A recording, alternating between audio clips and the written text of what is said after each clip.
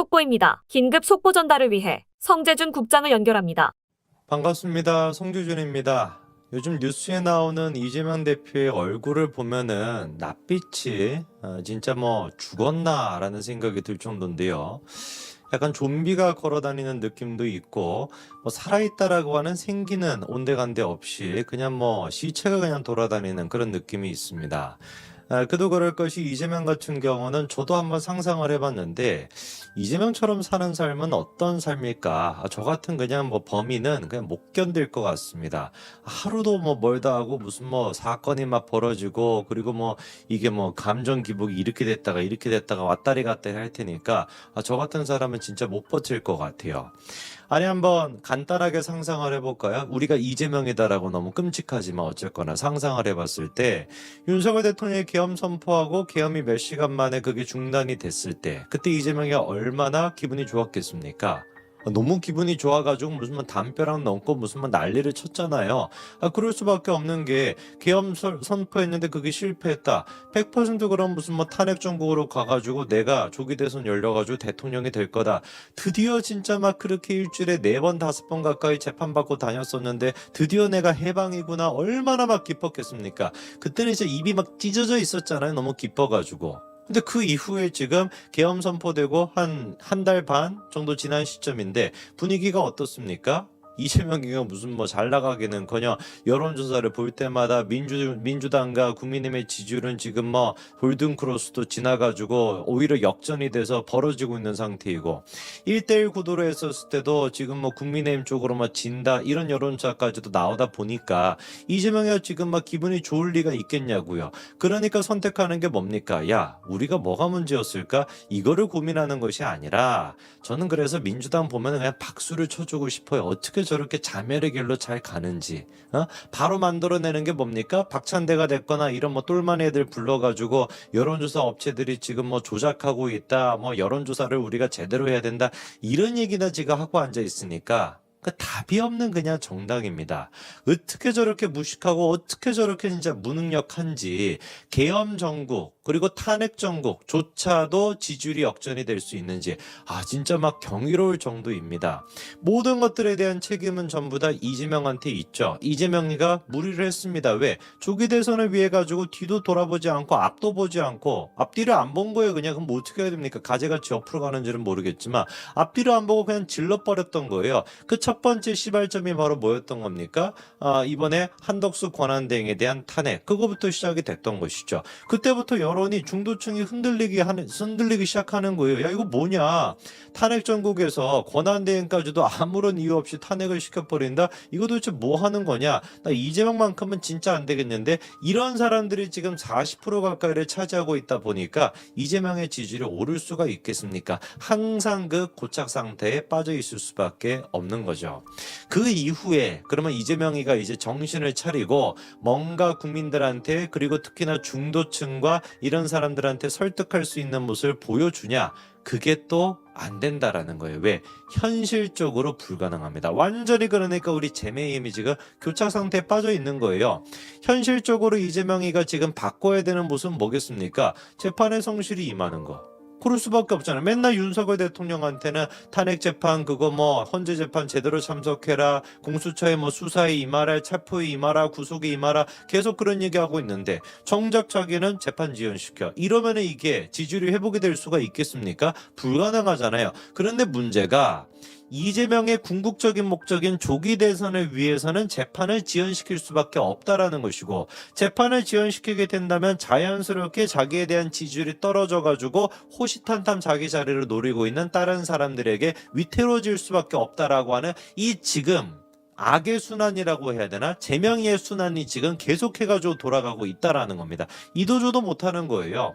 그거를 잘 보여주는 게 이번에 뭐 지금 소보로빵이냐 튀김 소보로빵이냐 팥빵이냐 뭐 이런 식의 빵 논쟁이 벌어지지 않았습니까? 하루아침에 우리 재명인 같은 경우는 조홍천한테 지금 소보로빵이 돼버렸는데 성심당 가봐도 아시겠지만 저는 뭐 안 가봐가지고 모르겠습니다만 튀김 소보로빵이 더 인기가 많지 않나요? 아닌가? 뭐 모르겠으니까 혹시 갖고 계시는 분 저한테 뭐 좀 보내주시던가요. 제가 한번 직접 맛보고 뭐 확인을 해볼 테니까. 뭐 어쨌거나 이제 그 이재명 같은 경우는 소보로빵이고, 우리 그 저기 우원식 같은 경우는 지금 튀김 소보로빵이고, 그 다음에 이제 그 김경수 같은 사람 팥빵이다. 이런 얘기가 민주당 내부적으로 나오지 않습니까? 임종석 같은 경우도 어디서 무슨 뭐 미국 가가지고 살고 있었는지 조용했던 양반이 갑자기만 튀어나와가지고 이재명 가지고 안 된다. 이런 얘기 하잖아요. 모든 것들의 저변에 뭐가 깔려 있는 겁니까? 그쵸? 여론조사 결과가 지금 깔려 있는 거거든요. 이게 지금 이재명 입장에서는 재판에 성실하게 참석하고, 그리고 이제 재판도 지연하지 않고 이런 모습을 보여줘야 여론이 높아지고 친문계도 우리가 또 정리를 민주당이 할 수가 있는 것인데, 자기가 대권 후보가 되기 위해서라도 이거를 늦출 수가 없는 겁니다. 특히나 이번에 그거를 극명하게 보여줬던 게 바로 선거법 위반에 대해 가지고 위헌 신청을 갖다가 넣었다라는 거거든요.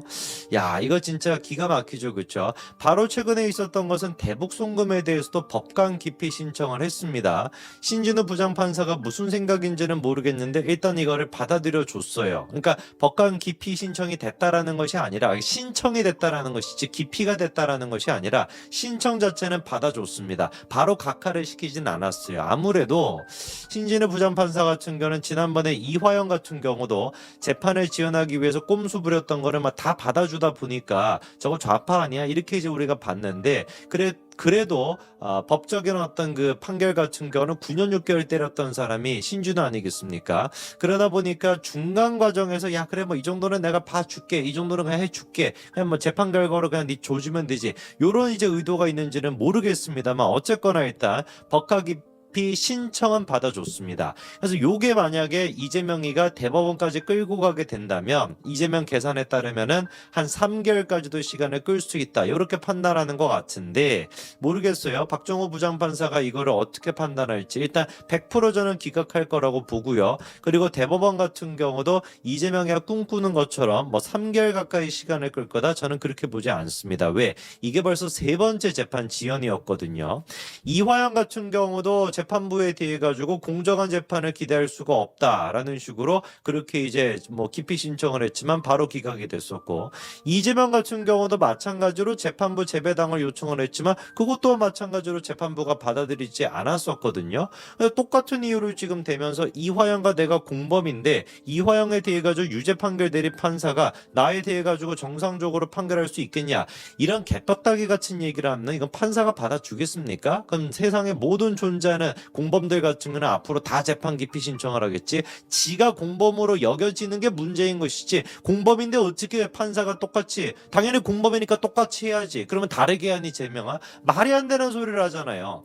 그러니까 이거는 반드시 기각이 될 수밖에 없고 대법원에서도 시간이 오래 안 걸릴 거라고 봅니다. 이번에 그런데 이재명이 뭐까지 또 이제 한 거냐, 선거법 위반이 지금 제일 중요한 거 아니겠습니까? 선거법 위반 재판부 같은 경우는 다른 이제 그 새로운 사건을 배당하지 말아달라, 우리한테. 우리가 선거법 위반만 이거를 초점을 두고서 집중해가지고 집중심리를 하겠다라고 결정을 내렸잖아요. 그래서 2개월 동안 이제 그 새로운 사건이 이 지금 형사 6부 같은 경우는 배당이 안 되게끔 됐습니다. 거꾸로 생각해 봤을 때 2개월 내에 이재명의 선거법 위반 재판 결과가 나온다라는 거죠.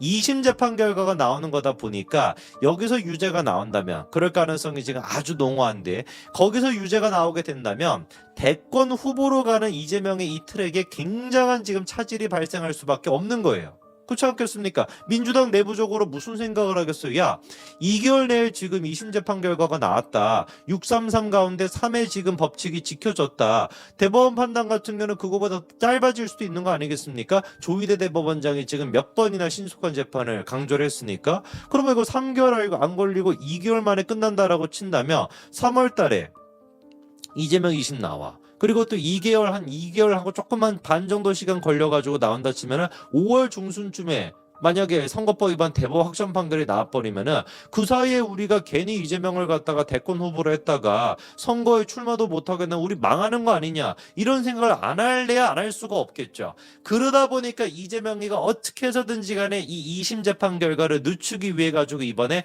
위헌 심판 제청해달라 이렇게 신청했다는 얘기가 나왔던 거예요. 물론 이제 나중에 가서는 신청 안 했다라고 또 입장을 바꿨습니다만, 위헌 심판의 내용이 뭐냐면요, 1심 재판부가 유죄를 선고했던 근거, 선거법상 허위사실 공표, 이거 자체가 반헌법적이다. 헌법에 위반이 된다. 라고 해가지고 위헌심판 지금 제청 신청을 넣었다. 뭐 이런 얘기가 나왔던 거거든요. 근데 이게 말도 안 되는 개소리인 게 뭐냐면 이미 이재명이가 그 형수와 관련된 논란, 친형을 갖다가 이제 그 강제 입원시켰다는 논란 그거 있지 않았습니까? 2018년도에 그거를 가지고 선거법 위반 재판을 받아가지고 모가지 날아갈 뻔했었잖아요. 그때도 똑같이 시간 끌기 위해 해가지고 이거 똑같은 내용을 가지고 위헌심판을 제청을 넣습니다. 결과는 어떻게 됐을까요? 기각이 됐죠. 말도 안 되는 소리니까.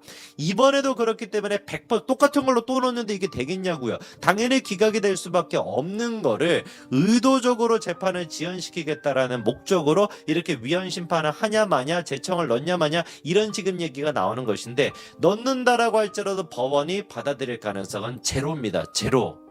저는 그래서 오히려 이렇게 위헌 심판을 제청한다 이런 얘기가 나오는 것 자체가 이재명이가 얼마나 아까 방금 말씀드렸던 그 타임테이블 2월 달에 1월 지금 이제 중순 즈음에 2개월 내에 재판 결과가 나오게 되고 그리고 대법원 판단 같은 경우도 5월 중순쯤에 나올 수가 있다 라고 하는 이 시나리오에 대해 가지고 얼마나 공포감을 느끼고 있으면 지가 이미 내가지고 기각이 됐던 사유를 가지고 똑같이 위헌 심판 제청 신청을 하냐 마냐 이런 얘기가 나올까. 오히려 이거는 이재명의 두려움의 방증이다. 저는 이렇게 봅니다. 그래서 몇 달 전까지만 하더라도 아니 그 계엄 그 직후만 하더라도 이재명이가 또 대통령이 되는구나. 우리 진짜 나라가 망했구나. 이런 생각을 했던 접니다만 지금의 이재명의 이 리액션을 봐서는 이 지금 행동을 봐서는 그렇게까지 걱정할 필요는 또 없을 것 같네요. 참으로 진짜 우리 이재명 대표 같은 경우는 뭐라고 할까 이런 면에서는 참 직관적이고 솔직한 사람인 것 같습니다. 자기의 두려움을 숨기지를 못하는 거예요. 여기까지 말씀드리겠습니다. 감사합니다.